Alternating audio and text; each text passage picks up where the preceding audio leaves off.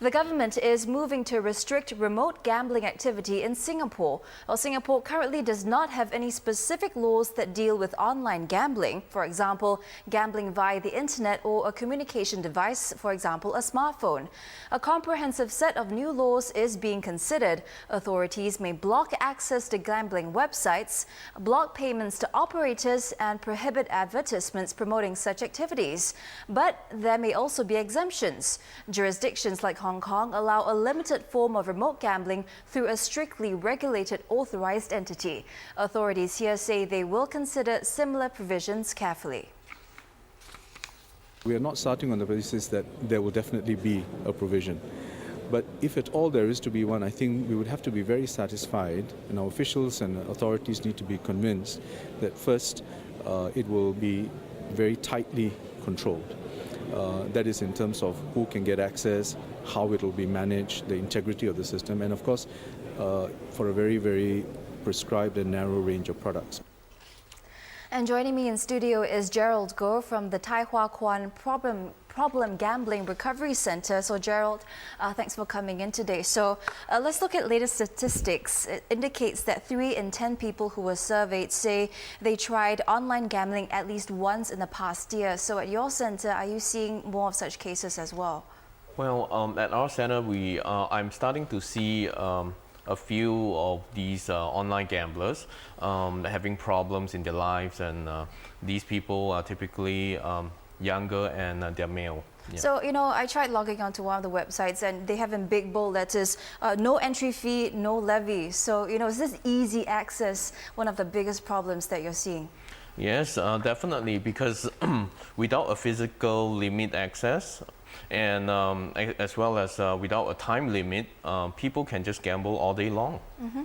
So another study showed that those who gamble online have the worst self-control. From what you've seen, do you agree with that? Yeah, a lot of them, they lose the sense of time because they're glued to the computer. So they just continue to gamble. And without someone to remind them, they could be locked in their own room, so nobody knows. So tell us a bit more about the people who come to you for help, specifically for remote gambling. Well, in my case, I've seen a couple of students actually. One's a polytechnic student, one's from a university.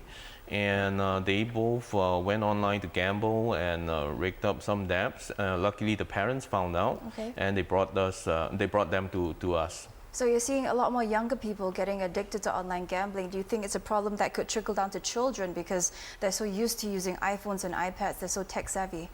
That's definitely a possibility because some of these games actually incorporate a gambling element in them, and with the kids trying to be in the Hall of Fame, that could really get them into trouble. So when it comes to counseling, is it any different from any other form of gambling? Well, there are specific techniques. The concept is the same. For example, we would ask the gambler to do a computer restructuring where they delete all the bookmarks and delete all their usernames and IDs from the gambling websites. For these new laws that are being suggested, for example, blocking access to gambling websites, blocking payments to operators, do you think that these are good enough deterrents? These are definitely best practices that I've seen in other jurisdictions as well.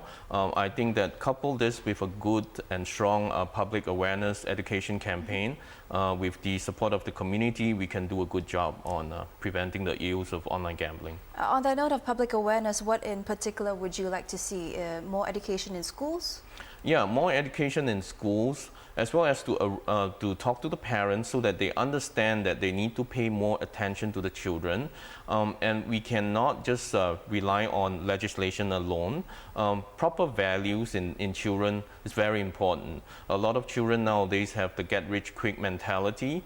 There are also other underlying factors such as boredom. They don't know what to do with boredom. So give them more coping strategies. So parents need to play an important role in this. So parents need to better monitor what their kids are doing online as well. Definitely. All right, thank you very much, Gerald, for coming in. Thank you for having us. That was Gerald Goh on helping those with gambling problems, and especially as online gambling is becoming more rife.